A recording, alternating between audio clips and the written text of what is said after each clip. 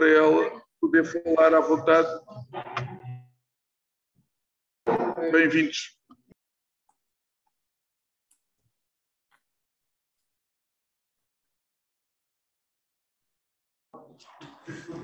Ora, então, boa noite a todos.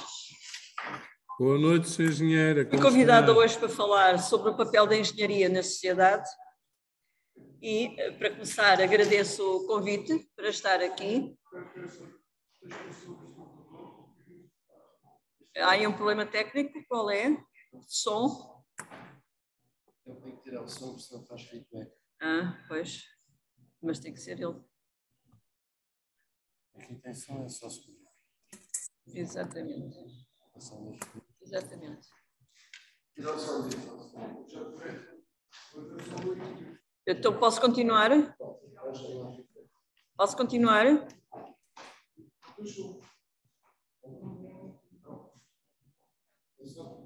Eu acho que sim. Vamos lá. Há bocado teve aqui.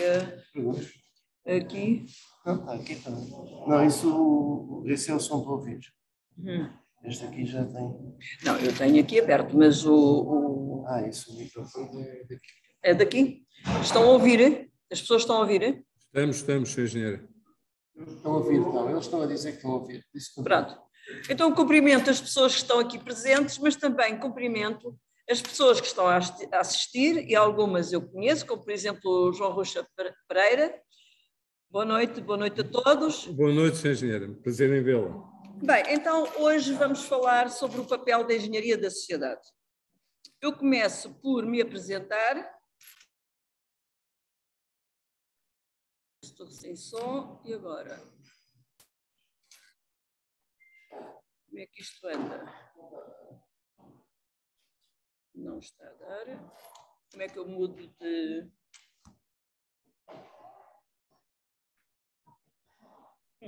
Ok. De vez em quando, se não carrega aqui. Ok.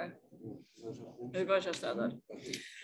Ora bem, quem sou? Sou Lídia Santiago, sou licenciada em Engenharia Química, do ramo de Tecnologia, sou mestrada em Ciência e Tecnologia de Alimentos, estive sempre ligada à indústria de laticínios, fui empresária na área da indústria de laticínios, também na área do imobiliário, fui docente durante 42 anos, que já me aposentei em maio do ano passado, corri o ensino todo, secundário, universitário e politécnico, e também sou engenheira, isto é, tenho de facto uma cédula profissional que me permite exercer atos de engenharia e, como tal, tenho 42 anos também da Ordem dos Engenheiros e, como tal, tenho exercido também cargos na nossa organização social também. Quem é esta Lídia? Quem é esta pessoa? Foi uma criança que pela primeira vez aos 5 anos disse que queria ser engenheira, muito afirmativamente. Recordo-me que com 16, 17 anos passava no autocarro no 22 à beira do técnico e olhava lá para dentro, é para aqui é que eu venho. E pronto, esta determinação acho que é próprio das engenheiras todas. E, de facto, acabei o curso em 78, mais projeto, mais não sei o quê. Acabei por me inscrever na ordem profissional em 1980.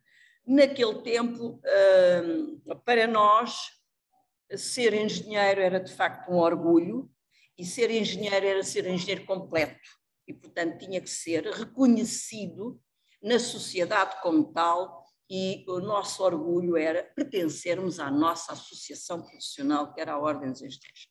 E, de facto, assim foi. Depois, de facto, os sonhos, as paixões, o empreendedorismo, a inquietude que me caracteriza, o não saber estar quieta nem sossegada, podia estar muito bem em casa, certamente, a cuidar de filhos, mas também os cuidei. E também fiz 2 arquitetos, mas na realidade fiz tudo ao mesmo tempo. E as empresas, a gestão, fiz formações da área toda, desde a gestão comercial, a gestão de marketing, recursos humanos, finanças para não financeiros, fiz todas as áreas que eram necessárias, de facto, porque para quem é empresário e pequeno empresário, no fundo, é o self-made man ou woman, e temos que ir a todas e temos que gerir todas as situações. E pronto, em termos profissionais, foi este um bocado o meu percurso. Desde 2019 que sou vice-presidente da Ordem dos Engenheiros, continuo até 2025, se tudo correr bem, e também desde 21 a 24, também se correr bem, sou vice-presidente da AFCEA. A AFCEA é a AFCEA Portugal, é um escritório português de uma grande organização cuja sede é nos Estados Unidos e que também é uma organização muito interessante em termos de segurança, cibersegurança, com muita relação à área militar também. O que é um profissional de engenharia? É aquele que tem um título profissional atribuído por uma ordem profissional. Quem é que o diz? A lei. A lei é a número 123 de 2015, e o que é que diz a lei? Diz que, de facto, todas as pessoas que exercem atividades de engenharia, seja em organismos públicos, seja em organismos privados, terão de ter uma cédula profissional para o fazer e, por conseguinte, terão que estar inscritos numa ordem profissional. E a nossa ordem é a Ordem dos Engenheiros, tal e qual como um advogado é inscrito numa ordem dos advogados, tal e qual como um médico e assim sucessivamente.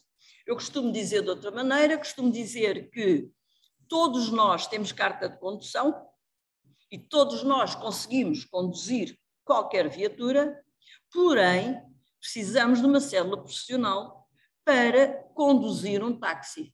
Caso contrário, somos apanhados e somos multados. Na engenharia, as pessoas não são apanhadas, não são multadas por enquanto, embora a ASAI ou o Ministro das Finanças, um dia, se descobrir isso, vai perceber que tem uma receita imensa no erário público que vai ter essa benesse. O que é exercer atos de engenharia?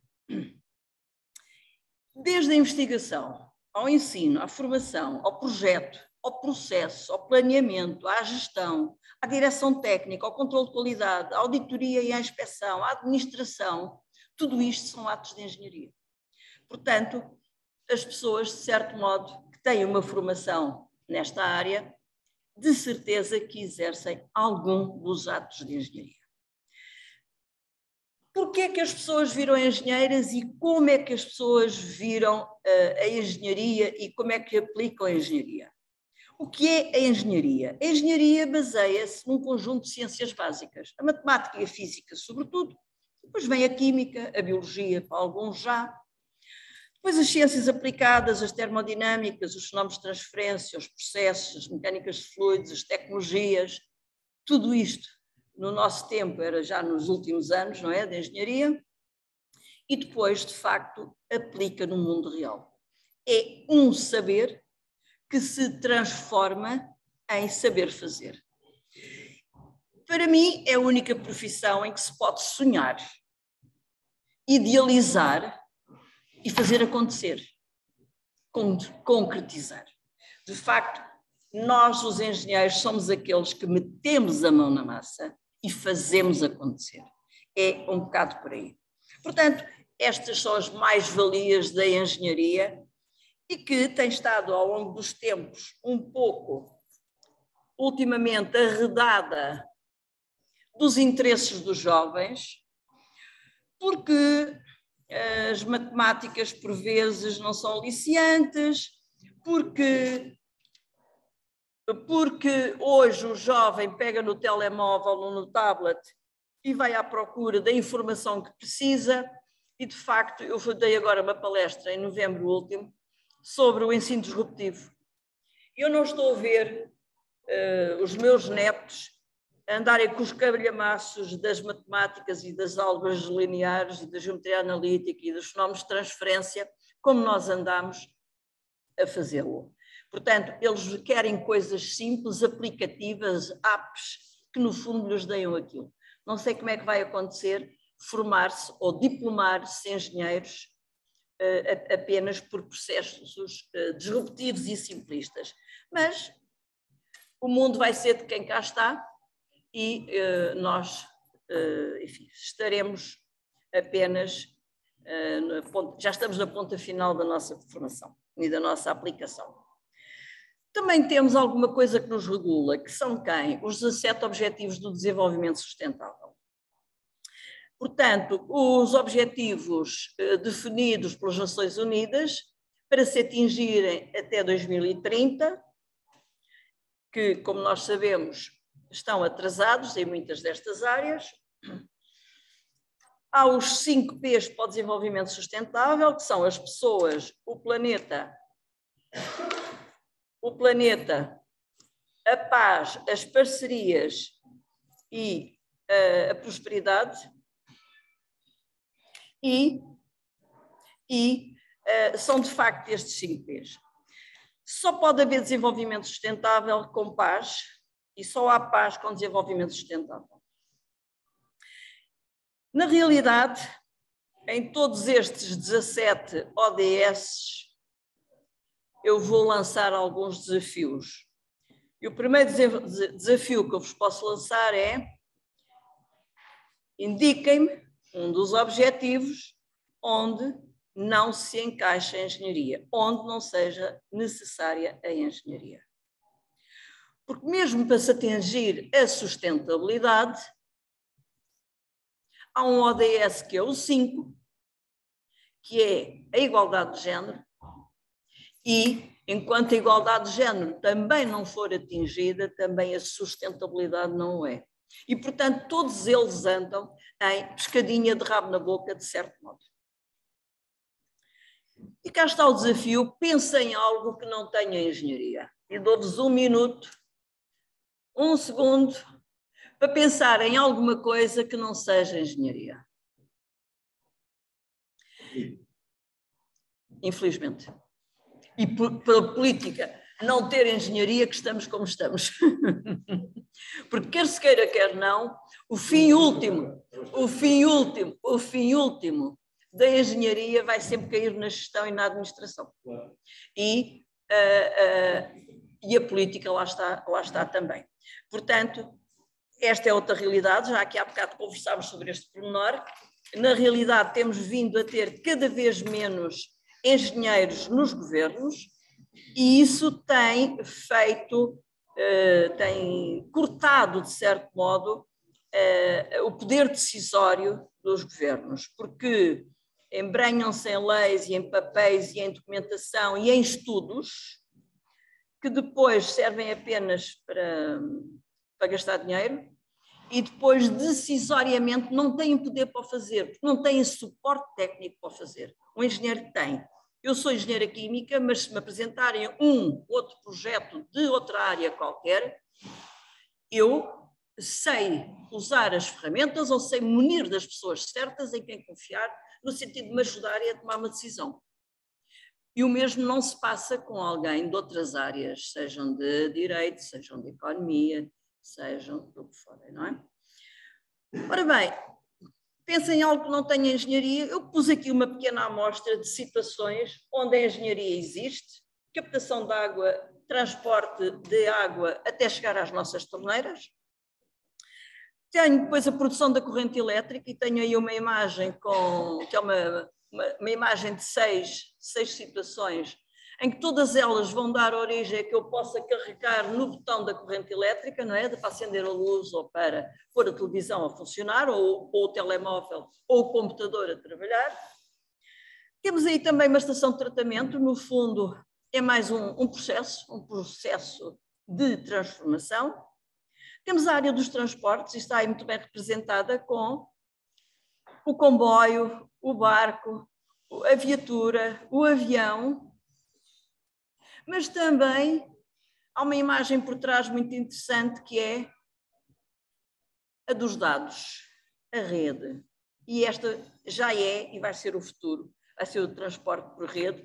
Aliás, eu brinco com o meu neto e costumo dizer: estás cá para desenvolver um processo de teletransporte. A avó quer ir de teletransporte para outros sítios. Portanto, tens a obrigação de desenvolver algo que me leve por rede a qualquer sítio. Eu quero ir para Nova Iorque, mas quero ir em teletransporte. Não sei se sou sozinha, se vou acompanhada, mas não sei.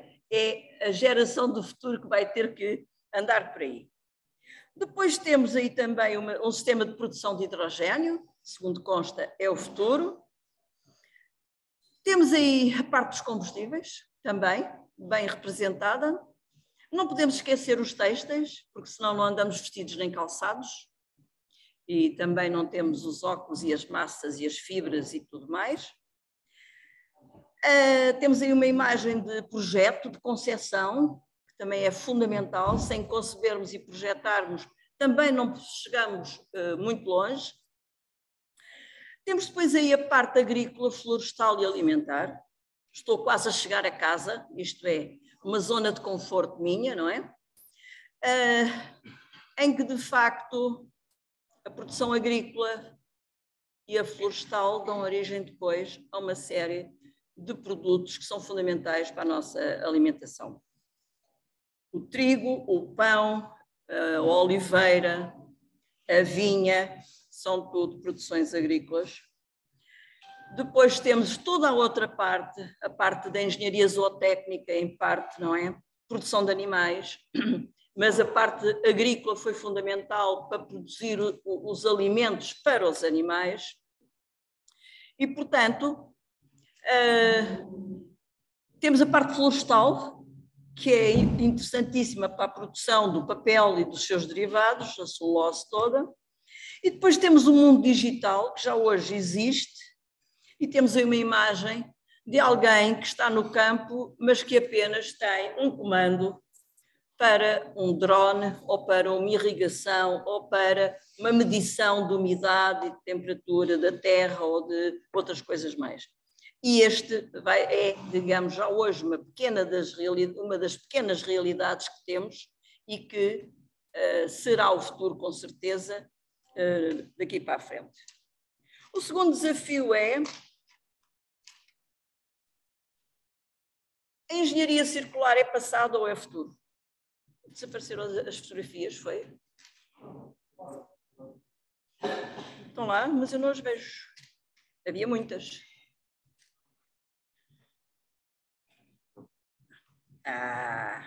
Estão chegando. Estão chegando. Aqui. Não, eu queria estas. A engenharia e a economia circular é passado, é presente ou é futuro? E isto é das coisas interessantes que nós hoje nos debatemos. Porquê? Porque quando nós dizemos assim, aqui há meia dúzia de anos, já neste século, economia circular, engenharia circular, etc, etc. Quem foram os mestres da economia circular? Senão os nossos avós e os nossos bisavós. O que é que eles fizeram ao peixe fresco que não consumiram? Ou que não conseguiam consumir em fresco? Secavam, salgavam. Nós transformámos em indústria. O que é que fizeram às frutas? Que nem todas comiam os porcos, não é? Que tinham essa economia circular, eram para os porcos e que faziam uma carne excelente e com um sabor excelente.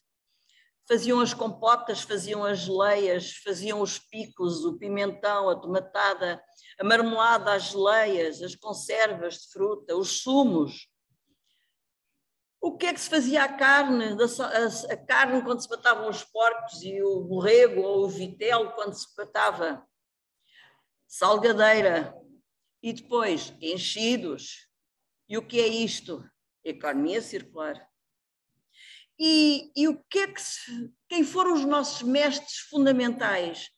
Foram os pré-históricos, que eram nómadas e que ordenhavam o gado que tinham e que aprenderam que só podiam beber aquele leite durante umas horas.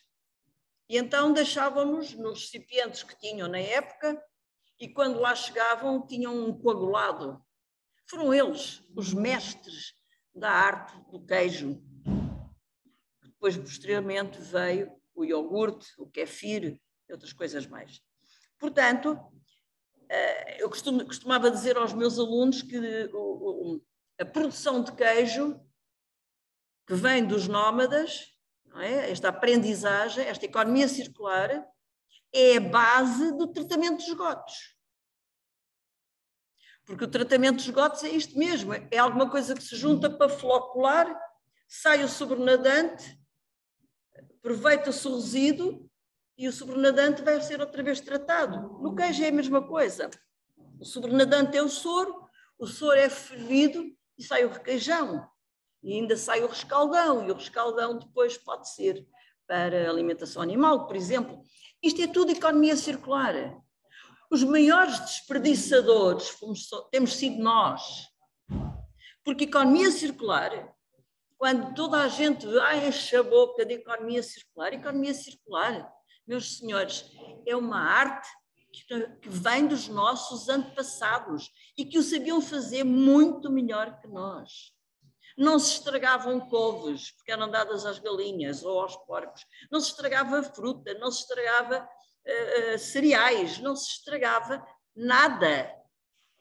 Portanto, economia circular é aquilo que nós temos muito com que aprender e que tivemos de aprender. E depois tem uma imagem do grande supermercado e depois as nossas crianças de hoje acham que, de facto, tudo nasce no supermercado, não é? E daí que nem tenham a percepção do que é engenharia.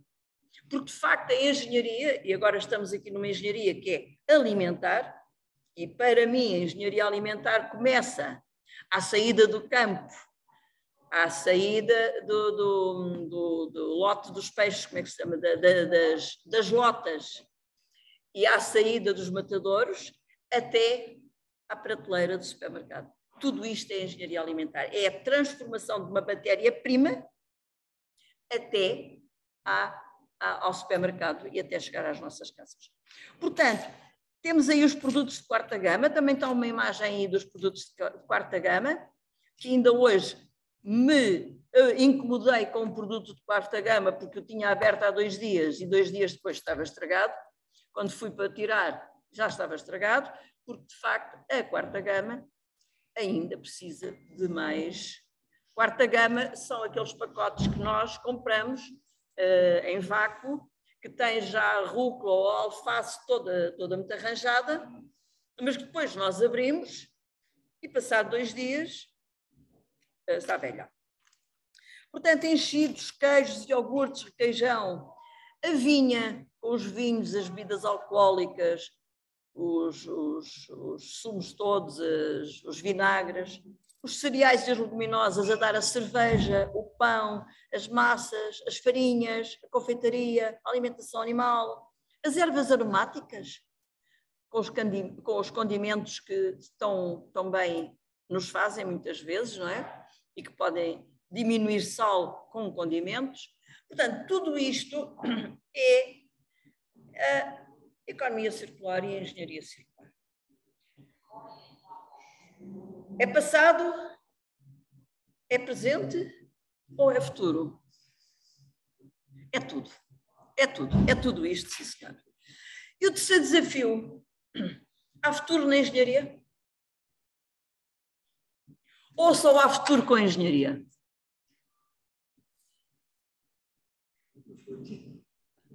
Só há futuro com a engenharia. Só pode haver. E de facto, nós temos aí uma série de objetivos, a transição para a economia circular e para a economia verde. Temos aí todos estes símbolos que hoje existem, dos Facebook, Google, Twitter, LinkedIn, o telefone, coitadinho, já é o menos usado, mas o telefone tradicional, o Wi-Fi, pronto, o cybersecurity, o desenvolvimento sustentável, com as árvores, com as casas quase feitas, com os aerogeradores e com as plataformas de fotovoltaico, e isto é o desenvolvimento sustentável com o green, com a transição verde. Porém, eu penso que nós vamos ter que voltar sempre à base e às engenharias tradicionais, porque de resto eu penso que, embora o 3D esteja muito avançado já, ainda não é muito fácil produzir um limão ou uma maçã ou um nabo em 3D. Portanto, eu penso que a engenharia tradicional vai estar e continua a ser fruto de uma futura economia circular também.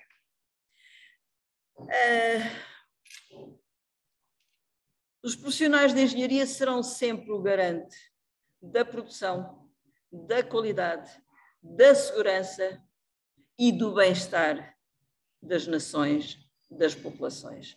Penso eu que é por aqui sempre que será a engenharia. Será diferente, com certeza.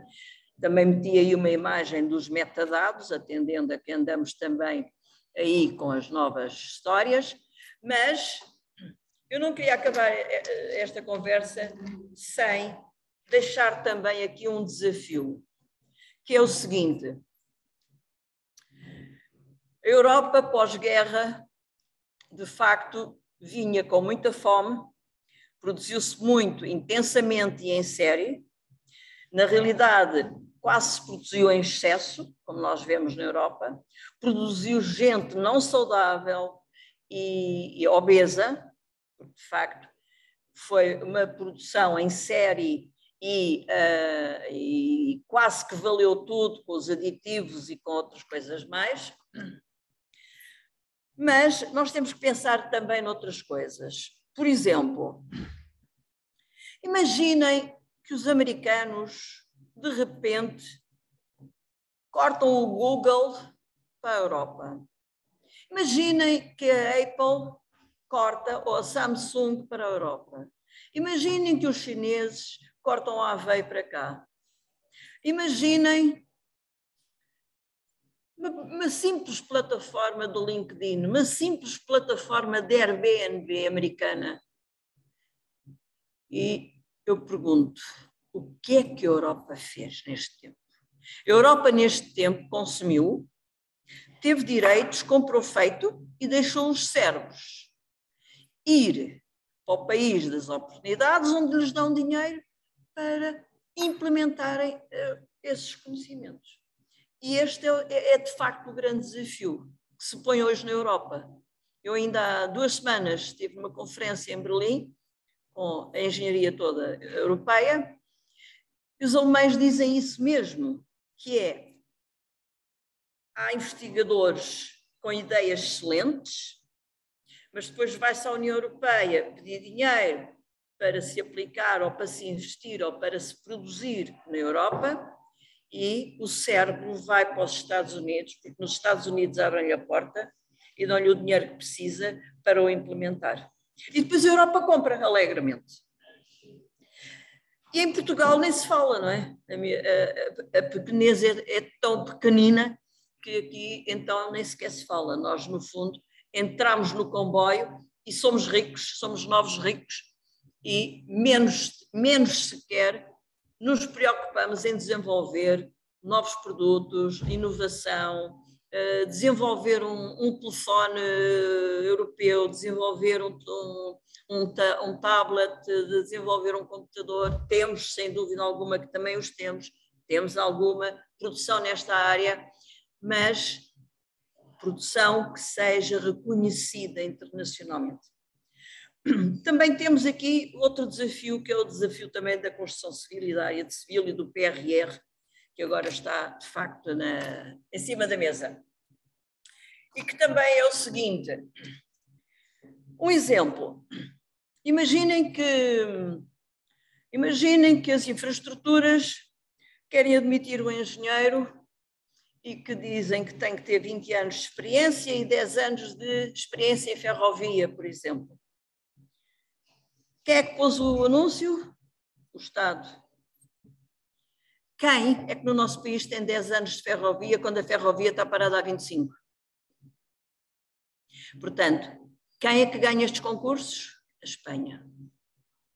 Quem são os grandes produtores que vêm a Portugal usufruir do dinheiro do PRR, fazem as obras, levam o dinheiro para o país deles, levam os impostos para o país deles e fazem subir o PIB per capita no país deles. E nós? Qual é o nosso PIB per capita? É ultrapassado até pela Sérvia ou pelos países de leste da União Europeia, porque, de facto, o nosso capital é transferido para outros países. Porquê? Porque parece que há, de facto, as coisas são lançadas e os concursos são lançados de uma maneira que não se potenciam as empresas nacionais, as empresas portuguesas, que poderiam ser alavancadas e ter até uma expressão internacional. Porque é assim, os espanhóis, no milhão de investimento, vêm cá trabalhar em 700 mil à vontade. Os portugueses em Espanha e as empresas portuguesas em Espanha não entram, estão barradas à nascença, porque eles fazem barreira precisamente para isso. Então, a nossa cabeça tem que ser menos pequenina, de facto, e temos que pensar mais em nós, temos que ser mais altruístas, acho eu, mais egoístas até em Portugal, e pensarmos, não comprar feito, porque até somos pobrezinhos, o melhor é metermos a mão na massa e começarmos a mexer todos e a trabalhar todos. E pronto, este é o desafio que eu deixo, também não queria ser de facto muito longa, eu acho que já falei o suficiente, e agora estarei disponível para alguma pergunta que queiram fazer e que eu saiba responder, que poderei também não saber responder. Obrigado, Lídia. Acho que agora toda a gente... Não há feedback. E boa não noite. sei... Se me dão licença. Espera aí, João, espera aí, já sei que queres falar, calma. É o João Rocha Pereira. João Rocha Pereira abre sempre com gosto as hostilidades. Isto nós improvisamos, portanto eu estou numa ponta de uma coluna, a Lídia está noutra ponta da coluna e dou a palavra ao João Rocha Pereira para falar. João, tens a palavra. Boa noite a todos. Severino, em primeiro lugar, quero agradecer o teu convite para esta conferência, cumprimentar a minha querida amiga, a engenheira Lídia Santiago, que também estamos juntos na AFCE Portugal, como ela já referiu, é vice-presidente da direção, eu estou a coordenar o Comitê de Segurança. Por acaso agora vamos organizar em conjunto uma conferência sobre segurança, não é? Pronto, e também já falou em segurança, a segurança é transversal a tudo, inclusivamente à engenharia. E gostaria de saber a sua opinião, eu sei que não é propriamente a sua área, mas de certo tem uma opinião formada sobre esta hipótese de Portugal vir a aproveitar o Porto de Sines, de águas profundas, para ser, digamos, o fornecedor de gás à Europa. Isso não é uma ideia de agora, já é uma ideia, como sabe, que já nasceu há mais tempo, mas tem estado parada completamente e agora retomou outra vez forma com as consequências da guerra na Ucrânia e os países europeus a tentarem se libertar do abastecimento do gás da Rússia. Portanto, gostaria de lhe fazer essa pergunta, qual é a sua opinião? O que é que pensa sobre isso? Seria uma boa oportunidade, de facto, para nós? Penso que sim, claro, mas de qualquer modo gostava de saber a sua opinião. A minha opinião é positiva, desde que fique alguma coisa em Portugal, não é? Isto é, se nós somos, se entra e se atravessa o país e se vai para outros países, convém que fique alguma das margens em Portugal, porque as infraestruturas também não são baratas e temos de ser nós a fazê-las, e tudo é bom para Portugal, desde que nos dê mais-valia e que nos aumente o PIB per capita. Caso contrário, andarmos a trabalhar para aquecer, penso que já chega. Acho que já chega, mas de resto não tenho nada contra. Pelo contrário, se nós temos infraestruturas que até já estão feitas, são pequenas obras que poderão ser assessoradas. É de aproveitar. É de aproveitar. E é uma oportunidade, se calhar. São coisas que se falam há tantos anos e nunca aconteceram e se calhar chegou o tempo e chegou a oportunidade. Também se não for agora, nunca mais é. Não sei Muito se... Obrigado pela sua resposta. Obrigado. Vamos fazer um evento de segurança na transversal. Desde a segurança contra incêndios, urbanos, florestais, vamos fazer segurança na construção civil, vamos fazer segurança na parte elétrica, na parte agronómica, na parte alimentar. Vamos fazer um evento de segurança na Ordem dos Engenheiros, entre a AFCEA e a Ordem dos Engenheiros, que vai ser, enfim, estruturado por nós, certamente, aqui com o João Rocha Pereira, e à partida vamos ter um grande evento nacional com a segurança. Aqui o nosso colega o João Rocha Pereira é um homem da Food Defense. A Food Defense é uma área também interessante, que surgiu depois das torres corrija-me se estou errada, depois da queda das torres, e que de facto é uma área interessantíssima e que carece de enorme segurança, porque na realidade a Food Defense, food é alimentação, defense é defesa, não é? Relativamente à segurança alimentar, e na realidade, como às vezes a gente brinca um bocadinho, não se pode brincar muito e não dar muitas ideias, mas se um terrorista estiver num hotel e abrir a torneira e nela introduzir um produto químico, e nós químicos sabemos que há muitos, não é? E se ele começar a circular em toda a cidade, portanto, rapidamente, nós e os peixinhos e outras coisas mais seremos afetados. A Food Defense é, de facto, uma área relativamente nova, entre aspas, mas que é muito, muito importante para a sociedade também. Muito obrigado pelas suas palavras. Eu atualmente tenho andado também na Berlinda por causa da guerra na Ucrânia, porque, como sabe, fiz o meu doutoramento em resolução de conflitos internacionais e psicologia da paz, e, portanto, e como trabalho também na prevenção do terrorismo, etc., portanto, agora tenho andado na Berlinda e, como sou consultor da NATO desde 2015, tenho andado em muitas reuniões a ver se conseguimos fazer alguma coisa. Sim, mas sim. o problema maior é que ninguém tem apetite negocial, como eu costumo dizer, ou seja, a Rússia, obviamente, que não quer neste momento negociações. A Ucrânia porque está convencida que vai ganhar a guerra. E os americanos porque quanto mais a guerra durar, mais fácil é para desgastarem a Rússia, que aliás é a ideia deles e já assumiram publicamente.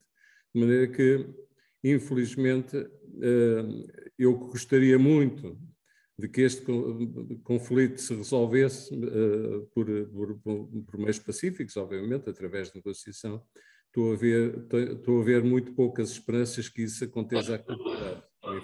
Até porque a barbárie que temos estado a assistir é dos séculos passados e nós, em pleno século XXI, já não aceitamos este tipo de atuação, mas pronto, adiante. Nós temos aqui uma pergunta, não é? Temos aqui uma pergunta. Já vou passar. Espera aí que está a fazer feedback. Tenho o Fernando Pereira primeiro, que é o presidente do Movimento de Cidadania Democrática. Depois já passamos também para aqui para a sala. Fernando Pereira, força. Olá, boa noite. Cumprimento todas e todos. É um gosto estar aqui, mas se não fosse o Zeferino Boal, também não estaria. E portanto, quero agradecer o convite. É uma honra que me foi dirigido pelo Zeferino e pelo amigo Carlos Magalhães. Bom, eu tenho aqui uma pergunta. A engenheira tinha falado na questão, a engenheira Lídia, que a engenharia estava em tudo. Eu concordo em parte, mas há uma parte que, felizmente, a engenharia não está. E é onde? Na corrupção. Aí não está, e felizmente. Eu diria, e porque é que eu entro aqui já nesta palavra corrupção? Se nós repararmos, a percentagem maior de corrupção é nas obras públicas. E, portanto, significa o quê? Significa que eu também concordo com o orador, com o João, que me antecedeu, que o Porto de Sines portanto, para mim, é uma grande oportunidade. Aliás, eu já a defendi em 2011, publicamente. E porquê? Porque todos nós sabemos que é o maior porto em termos de espaço para poder atracar os navios. Mas tem outras valências que podemos agora aqui discutir, mas não é esse o mais importante. Aqui a questão mais importante para mim é mesmo a parte portanto, do trabalho bem feito das pessoas que são inovadoras e que são empreendedoras e que se vão afastando, como a engenheira ainda há pouco disse, para outros países, não só pelo dinheiro, mas sim pela falta de esperança e pela incerteza que se vive nos dias de hoje. Ora bem, hoje temos pessoas que estão a estudar, ou seja, engenharia ou outro tipo de licenciatura, mas têm uma incerteza se vão ter trabalho ou não vão ter. E, portanto, eu começava por aqui pela parte da corrupção, dizendo o seguinte: a engenharia ou qualquer outra área temática é tudo muito importante, mas eu acho que tem que haver... Fernando, só vou pedir uma coisa. Não uma intervenção, porque depois isso um dia destes serás convidado. Eu vou fazer a pergunta já. Questão. Eu vou fazer a pergunta. A pergunta é muito simples. É sobre também o Porto de Sines. Porque realmente é uma oportunidade, mas tem que haver também segurança nessa oportunidade. Quero eu dizer com isto, e vou perguntar à engenheira, se realmente, hoje, presentemente, temos segurança em Portugal, seja em metadados, ou seja, na nossa segurança pessoal, quando estamos envolvidos em certas e determinadas, ou sejam movimentos associativos, ou outro tipo de associações. Fernando, eu já passo a palavra à engenheira Lídia Santiago, mas fica prometido que, se houver esta iniciativa de pensar ao crescer, um dia destes vamos falar sobre os direitos digitais e cibersegurança, e fica já convidado para depois assistir também nessa altura, porque estás muito longe. Mas eu vou passar à engenheira Lídia Santiago. Olha, sabe uma coisa? Quando se tem uma carteira profissional ou uma cédula profissional, tudo aquilo que se faz tem uma assinatura. Logo, essa pessoa é responsável por aquilo que faz e pela segurança daquilo que faz. Caso contrário, se proceder mal, é-lhe retirada a carteira profissional ou a cédula profissional. Em tudo. Se o taxista, como eu dizia há bocado, tiver muitos acidentes ou matar pessoas ou etc, tiram-lhe a carta de condução profissional. Em tudo o que há engenharia, tudo o que há é de engenharia. Se é assinado, se nós temos um informático que é o responsável que assina pela parte informática e da segurança de qualquer coisa, se nós temos um eletrotécnico, se nós temos um químico, se nós temos quem quer que seja a assinar por baixo, é ele que é o responsável por garantir a qualidade e a segurança daquele produto. Imagine que você bebe um leite que foi produzido e que você fica intoxicado. Há uma rastreabilidade do produto, sabe-se o lote de fabrico em que foi, quem é que assinou pela respectiva qualidade e segurança, e chega-se ao responsável de produção e certamente vai a tribunal. Olha, eu fui a tribunal muita vez, enquanto responsável de produção. E não tinha culpa nenhuma, porque os produtores do leite das vacas é que tinham os problemas deles. E eu também resolvi esse assunto. Foi muito fácil, encostei-os à parede. A próxima vez que vai a tribunal não sou eu, são vocês. E, por conseguinte, aprenderam. Portanto, Os profissionais que são e que garantem a eles a qualidade e a segurança de tudo o que se faz neste país e em todos os outros, têm uma carreira profissional, não fazem as coisas à toa e têm uma cédula que lhes pode ser retirada. Portanto, segurança, nunca houve tanta segurança no nosso país como hoje. Não concordo e vou-lhe explicar porquê.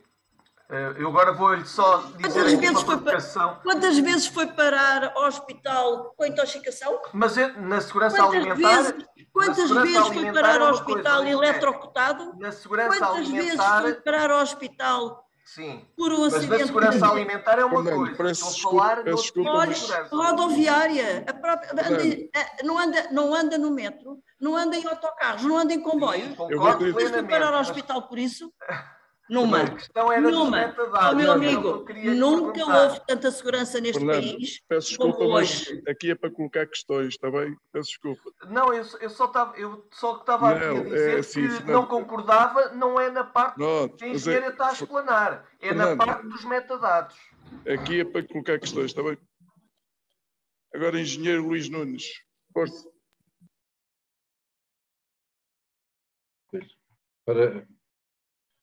Boa noite, parabéns pela iniciativa e começo pelo agradecimento e depois a pergunta. Parabéns pela defesa dos profissionais de engenharia e pelo papel da engenharia na sociedade. É que vivemos num tempo em que a retórica é privilegiada em detrimento da intervenção planeada, programada, que é característica dos engenheiros. Como declaração de interesse, refiro que sou membro da Ordem dos Engenheiros desde 1980 e membro sénior desde 2004. Inteiramente de acordo sobre a atividade da engenharia civil, frequentemente agarrada por espanhóis, e sobretudo porque muitas empresas de construção civil deixaram de existir na última década. E uma das consequências disso tem sido a existência de fraca mão de obra e alguns profissionais terem abandonado a atividade, o que é observável no mercado de hoje. A reconstrução da Ucrânia pode ser uma oportunidade para a engenharia portuguesa de modo global. O que pensa disso? Obrigado. Sem dúvida alguma que é uma oportunidade para a engenharia portuguesa se os governos que temos tido não tivessem cortado as pernas às empresas portuguesas. Porque, na realidade, entramos depois num outro campo, que é um concurso de uma obra que ganha sempre, ou quase sempre, aquele que à última da hora concorreu com um valor mais baixo. Tudo bem, foi o valor mais baixo, a empresa avança, mas quando se vai fazer as contas para trás, chega-se ao preço hora do engenheiro. E a conclusão a que se chegou é que o preço hora do engenheiro caiu nos 5 euros a hora. E o que aconteceu aos jovens engenheiros deste país é que foram para países onde são melhor pagos. É lógico. Retornam para serem pagos a 5 euros a hora?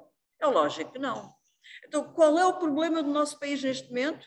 Falta de quadros técnicos. Há boa engenharia? Há. Qual é o problema? Faltam dos engenheiros? Faltam para todas as obras do PRR. Portanto, se nos faltam engenheiros para trabalhar em Portugal, como é que vamos levar engenheiros para outros países? Mas há aqui uma outra situação que também é interessante se analisar, que é a seguinte, que é a demografia em Portugal. E a demografia, como nós sabemos, também nos falta mão de obra não especializada.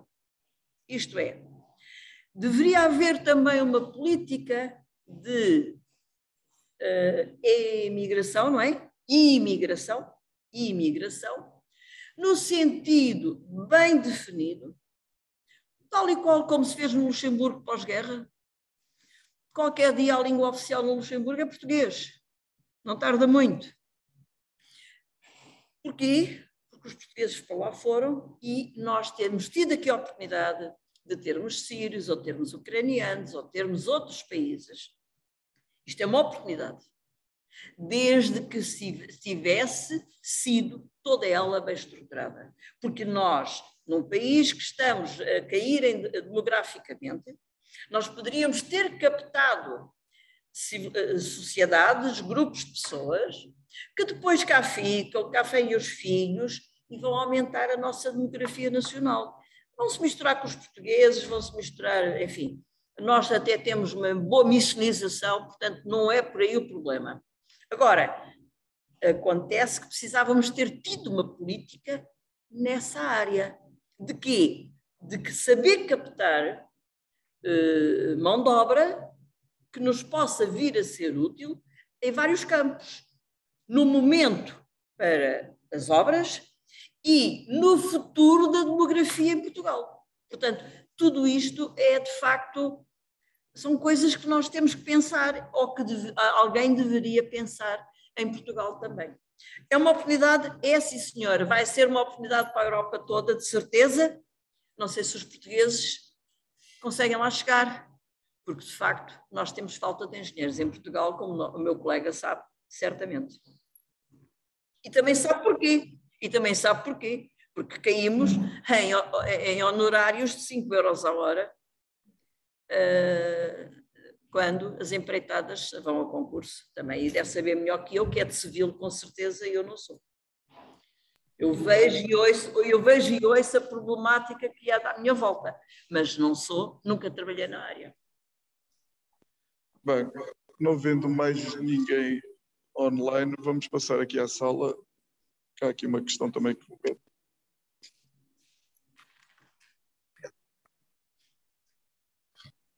A senhora Lídia, peço imensa desculpa, mas estou a dizer, a minha pergunta foi um bocadinho dificultada. A minha questão era para o seguinte: como é que nós podemos reter os talentos de engenharia em Portugal? Mas a resposta que deu foi claríssima. Realmente, com esses honorários, é difícil reter os melhores talentos. Mas tinha uma segunda questão. Há bocado falámos na Ucrânia, que é uma coisa que está um bocadinho farto, para ser sincero. Mas pronto, é uma realidade que é indesmentível e não podemos ignorar. E a questão de nós sabermos se a reconstrução da Ucrânia é uma oportunidade para a engenharia portuguesa é uma coisa que levanta logo uma pergunta logo para si. Será uma oportunidade em geral ou para algum setor de engenharia em particular? É que eu não parece que as empresas portuguesas possam competir com os gigantes de engenharia europeus, quer dizer, para não dizer americanos, não é? Quer dizer, porque os americanos estão lá por 60 mil milhões, quer dizer, não é com certeza, quer dizer, por amizade do Zelensky, não é? Acho eu, não é? Mas eu sou um bocadinho naivo, se calhar é por isso.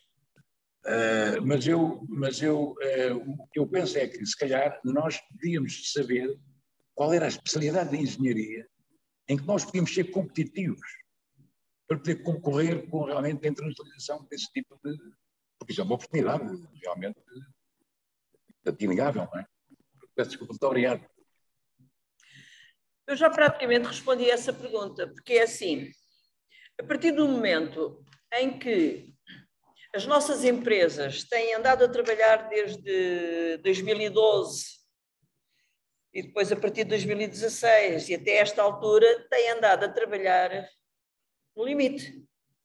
Isto é para os alfinetes, isto é para pagar a pessoal, matérias-primas e pouco mais.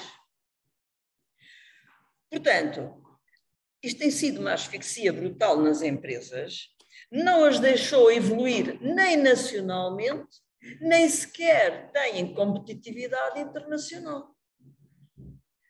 Porque, na realidade, as empresas têm andado sempre à superfície, que é, aliás, nós vimos um movimento que a mim nada me espantou, que foi em abril de 2020, em março fechámos todos para a pandemia, não foi em março, foi 20 de março, ou foi qualquer coisa assim, e em 2020 os empresários todos foram à banca buscar não sei quantos milhões de euros para poder pagar aos seus funcionários e poder manter as suas despesas. Não tinham isso em caixa. Ora, uma empresa que não tem caixa é uma empresa tecnicamente falido, é que o país é. Como é que nós queremos que as empresas vão para o exterior se nós as asfixiamos? Se nós apenas andamos aqui aos alfinetes, como eu costumo dizer? Há de ser uma oportunidade, mas também Portugal deu-lhes quantos milhões? Não vai dar. Pois. Agora, a Ucrânia vai ser uma oportunidade para todas as áreas de engenharia, porque reparem, desde as químicas às metalúrgicas. Essa questão era se nós não somos competitivos em termos de grandes obras, será que há alguma área, algum setor de engenharia em que nós nos possamos distinguir e com essa distinção conseguimos essa competitividade de poder alcançar este tipo de negócios? Ou se não, eu falo por ignorância, não é para testar dúvidas. Pois, a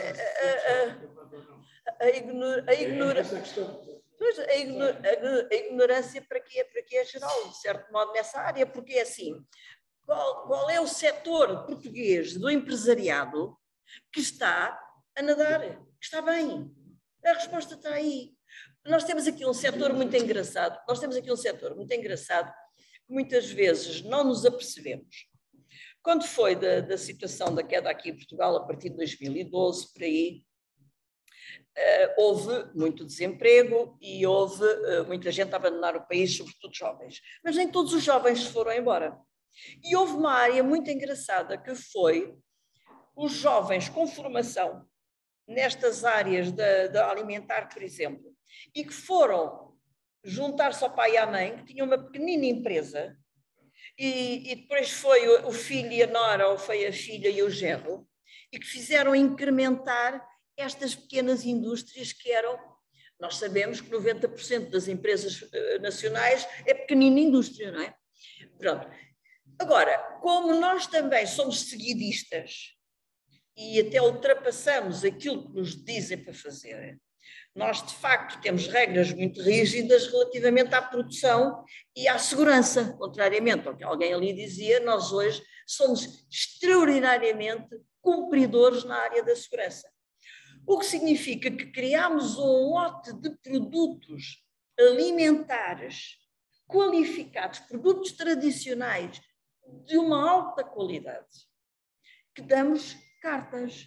Por exemplo, estes produtos tradicionais vão uma vez por ano a uma feira a Bruxelas e a feira dura uma semana. Sabem o que é que acontece? No primeiro dia os produtos se esgotam.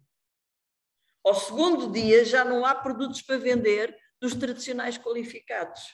São todos eles produtos qualificados com medalhados. Nós estamos com uma produção de excelência na área alimentar e, sobretudo, de produtos tradicionais, que é uma coisa que às vezes em Portugal não se sente isto, não se sabe isto. E, de facto, estamos a caminhar para aquilo que era interessante, produtos locais, ir aos produtos locais, ir aos mercados locais, ir consumir o que é feito localmente. Agora, depois, como em Portugal proliferam a pequenina empresa, depois não há dimensão para a exportação. E isto, agora digam-me, qual é o setor? Somos pequenos em tudo. Mas a pequenez vem de cima para baixo. A pequenez vem de cima para baixo. Podemos... Menos? Agora somos os primeiros na Covid, lá isso é bom. Nós estamos mais ou menos a cumprir o timing. Uma hora. O time, mas temos aqui... Acho que sim, há uma hora, chega. Vamos terminar com o Carlos Magalhães, que é um dos grandes impulsionadores, desde a Zona Norte até quase ao Sul, os ativistas pela cidadania e a rebeldia livre e solta para pensar e dizer o que apetece, e com também alguma experiência política. E depois terminamos aqui na sala com a Cristina Gomes. Mané, Carlos Magalhães, tens a palavra. Ora, muito boa noite a todos. Cumprimento em especial a engenheira Lídia Santiago. Não sei se me estão a ouvir. Sim, sim. Não sei se me estão a ouvir bem. Muito bem, muito bem. Estão a ouvir bem. Pronto. A minha questão não é uma questão, digamos, eu sou um homem da história, o Zeferino está-me a colocar aí como um homem da cidadania, sou acima de tudo um homem da história, e a minha questão é precisamente esta. Fico preocupado quando, como historiador, não vejo a engenharia como uma das ciências auxiliares da história, como, por exemplo, acontece com a arqueologia, com a psicologia, com a antropologia, com a geografia. Eu dou apenas um exemplo. Na passagem, na Idade Média, na passagem do período românico para o período gótico, a engenharia construtiva foi extremamente importante, nomeadamente na reconversão do arco de volta perfeita para o arco ogival. Isto é um processo construtivo, é um processo de engenharia. Portanto, eu acho que, como homem da história, a engenharia tem sido muito maltratada, e mesmo ao nível da engenharia química, já que a engenheira é uma engenheira química, a Lídia Santiago é engenheira química, segundo disse, a engenharia química é fundamental também no tratamento de alguns materiais e na própria epigrafia que nós utilizamos nas ciências históricas. Portanto, era apenas um comentário, como estamos aqui numa de fazer perguntas e não numa de fazer palestras, eu colocaria esta minha nota eu não sei em que tempo andou na escola, certamente no liceu, andou no liceu. Lembra-se dos laboratórios que tinha de Física e Química no seu tempo, e hoje vai haver um laboratório de Física e Química de uma escola secundária, e veja como as coisas evoluíram, e são raras as escolas de ensino superior que não têm um próprio museu da escola. Claro. Pronto, isto por um lado. Por outro lado, não sei se lembra de ter estudado o contador de Geiger. O contador de Geiger era um medidor de radioatividade, e que eu lembro-me, no meu tempo de liceu, era um calhamaço imenso, um caixote imenso. Hoje um contador de Geiger é mais pequeno do que um telemóvel, e portanto estamos a medir a radioatividade com um instrumento muito simples e pequeno. Por acaso, nesta candidatura da Ordem dos Engenheiros, que tivemos as eleições agora a 12 de fevereiro, é nosso objetivo construir um museu da engenharia. Um museu de engenharia que seja interativo, ou eventualmente um autocarro que possa ir às escolas e que possa funcionar como um museu de engenharia.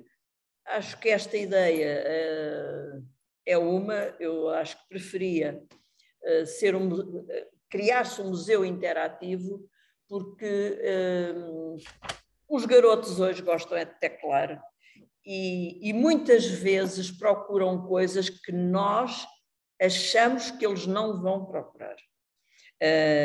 Achamos que eles só fazem jogos e que só fazem não sei o quê, mas depois, quando às vezes as conversas surgem, se está à mesa e se fala num assunto, eles saem com respostas de quem já leu e sabe alguma coisa sobre o assunto.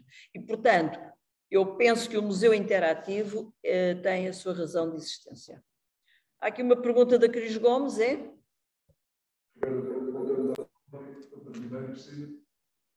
Boa noite a todos, boa noite a todos os presentes. A engenheira Lídia falou na igualdade de género, que sabemos que é um problema transversal no mundo. O que é que a Ordem dos Engenheiros tem programado para deixar uma pegada nesse assunto? Ora bem, pela primeira vez, também nesta candidatura, pela primeira vez, criámos a Comissão Nacional das Engenheiras. Vamos ter uma comissão da igualdade de género, com uma coordenação por 5 mulheres, uma da região sul, outra da região centro, outra da região norte, outra da região Açores e outra da região Madeira. E estamos a projetar que o ano de 2024, o tema do ano da Ordem dos Engenheiros, seja precisamente dedicado à igualdade de género. E nesse sentido já estamos a começar a trabalhar. Já esta semana tive a primeira reunião com a engenheira Patrícia Franganito do Bureau Veritas, no sentido de começarmos a trabalhar etapa a etapa para 2024 podermos, de facto, falar em igualdade de género. Isto em termos de ordem dos engenheiros. Eu, como, enfim, contento-me sempre com pouco, quero mais. E, portanto, quero que 2024 seja o ano internacional da igualdade de género na engenharia. Enfim, vamos trabalhando. A gente tem que pedir muito para Deus Nosso Senhor nos dar alguma coisa, não é? Portanto, se não chegar a 100%, que ao menos chegue a 80%, que já será muito bom. E pronto, tenho o grupo também das mulheres, das engenheiras luso-hispânicas, com Portugal, Espanha, Cabo Verde, Angola, Moçambique e Brasil, Argentina, Chile, Paraguai, Colômbia, Bolívia, Cuba, México, Honduras e Costa Rica, 15 países, neste momento, com aspirações a ser mais. Vai haver um congresso em novembro, Congresso Ibero-Americano na Costa Rica das Engenheiras, é o 15º congresso, atenção, faz-se 2 em 2 anos, portanto este congresso já existe há 30 anos, que também é interessante fazer-se. Claro, como sou ambiciosa, gostava muito que em 2024 tivéssemos o Congresso Ibero-Americano das Engenheiras em Portugal, promovido pela Ordem dos Engenheiros também. Da Ordem dos Engenheiros, claro. A Ordem dos Engenheiros. Mas, na Ordem somos 21%, os engenheiros ainda são 78% ou 79%. Temos um programa também da captação das meninas para a engenharia, que é um programa com a Sociedade Portuguesa de Educação de Engenharia. É um programa que eu já transpus para luso-hispânicos, para as luso-hispânicas. Já está a ser tratado no Brasil, na Bolívia, a captação de meninas para a engenharia. Em Moçambique também, captação de meninas para a engenharia e também combate ao abandono escolar das meninas. A notícia de ontem, não sei se ouviram, a notícia da manhã, é que tinha, com a história da guerra em Cabo Delgado, tinha aumentado brutalmente os casamentos precoces de meninas aos 12 anos e os casamentos em Moçambique são feitos por uma garrafa de óleo ou um prato de comida. E assim se vende uma filha para um casamento aos 12 anos. Como é lógico, isto é um problema que nos aflige a todos nós e a Moçambique faz parte deste grupo. Já sou neste momento patrona de uma formação que a Ordem dos Engenheiros de Moçambique está a fazer, no sentido de dar formação nas matemáticas e nas físicas a meninas para poderem entrar na Faculdade de Engenharia Eduardo Mondlane. Portanto, é isto que estamos fazendo. Nem é um trabalho que se veja de um dia para o outro, mas também não é um trabalho parado. É um trabalho que se vai construindo, que se vai fazendo, com muita amor à camisola, como se pode imaginar, e que foi uma mais-valia do Covid. O Covid não trouxe só coisas negativas, também trouxe coisas positivas. Eu comecei com este grupo internacional precisamente em 2020, no tempo do Covid. Porquê? Porque pensei precisamente que as mulheres engenheiras iriam, com a digitalização, ter acesso a menos emprego ou a exclusão de emprego. E, portanto, era a partilha de experiências no sentido de se criar a autossustentabilidade das engenheiras e das mulheres, a que elas possam dar emprego para se criar empresas e etc. E este grupo nunca se tinha constituído se não houvesse Covid, porque de facto toda a gente queria ir a Cuba ter uma reunião ou toda a gente queria ir a Moçambique ter uma reunião. Quantas é que lá iriam? Muito poucas. Mas online temos a hipótese de ter aqui as engenheiras de 15 países todos os meses numa reunião. Também há o Dia Internacional da Mulher na Engenharia, que é o 23 de junho, de todos os países, que em Portugal é delicado, porque é a Noite de São João, mas fazemos sempre um evento, já no passado foi internacional e este ano também vai ser internacional, e comemoramos isso. Também fazemos muitos encontros de engenheiras e normalmente fazemos jantares de engenheiras com uma convidada que seja um bom exemplo de uma profissional de engenharia. Tenho uma rede aqui do WhatsApp de engenheiras à volta de umas 500 engenheiras, ou talvez mais, porque um grupo já não me chega. Tenho o grupo internacional, também pertence à INOES, que é a International Network Women Engineers and Scientists, que também tem o outro lado do mundo, tem a parte da Ásia, da África, da Europa e da América do Norte, onde muitas vezes as luso-hispânicas não entram, e por essa razão eu achei que as luso-hispânicas precisavam de vir ao de cima para poderem ter voz e palavra, até porque têm problemáticas muito semelhantes em África ou na América do Sul. E pronto, há aqui grande trabalho, já é o 3º ano deste trabalho, e vai dando frutos. O Brasil tem uma Associação Feminina de Engenharia, a Bolívia já criou uma Associação Feminina de Engenharia, a Espanha tem uma Associação Feminina de Engenharia, Angola está a criar, e nós, pela primeira vez, temos uma comissão que entrou nas eleições Comissão Nacional de Engenheiras, mas agora vai ser a Comissão da Igualdade de Género. Portanto, o caminho faz-se caminhando, devagar, não é uma situação que vamos ultrapassar nem na próxima geração. Várias pessoas já no mandato anterior, e sobretudo as colegas, queriam que eu fosse candidatar-me a bastonária, e eu digo redondamente que não me candidataria, apoiaria qualquer colega que o fizesse, estaria do lado dela, mas não me candidataria a bastonária, por uma razão muito simples. Não havia ainda maturidade masculina para se ter uma engenheira com bastonária na ordem. Portanto, ainda não chegou o tempo. Há de chegar, já não é comigo, com certeza, outras virão. Eu hei de acabar o meu ciclo em 25, porque também mereço descansar alguma coisa, ou ter uns anos para descansar. Portanto, há de vir o tempo em que devemos ter alguma bastonária, mas ainda não chegou o tempo. Respondi à pergunta? Muito obrigada. Obrigado, engenheira Lídia, minha querida amiga Lídia Santiago. Obrigado a todos que estiveram online, aos que estiveram aqui. Se não fosse o Covid, se calhar este grupo há 5 anos começou com jantares, tertúlias, seríamos sempre os mesmos. Hoje variamos e chegamos mais longe. Não tivemos Angola e Brasil aqui presentes hoje, que costumam entrar, mas fica já na agenda, porque nós agora vamos manter sempre, salvo qualquer anomalia, sempre a terceira sexta-feira, e os que estiveram longe ainda podem vir daqui a um mês jantar connosco. Os que estiveram mais perto, pelo menos estou-me a lembrar do João Rui Chapreira, tem que sair do seu comodismo, atravessar o rio, que é daqueles que têm medo de atravessar o rio, mas nós arranjamos uma piroga para o trazer até ao lado de cá. Mas é um gosto imenso e fico repto. No próximo mês estaremos de novo juntos. Agradecer mais uma vez a presença de todos e, como se diz em Angola, estamos juntos. Obrigado. Obrigado a todos, boa noite. E obrigado à senhora engenheira, muito obrigado.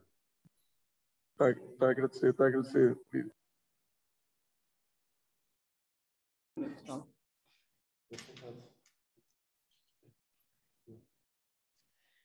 Já não ouvi.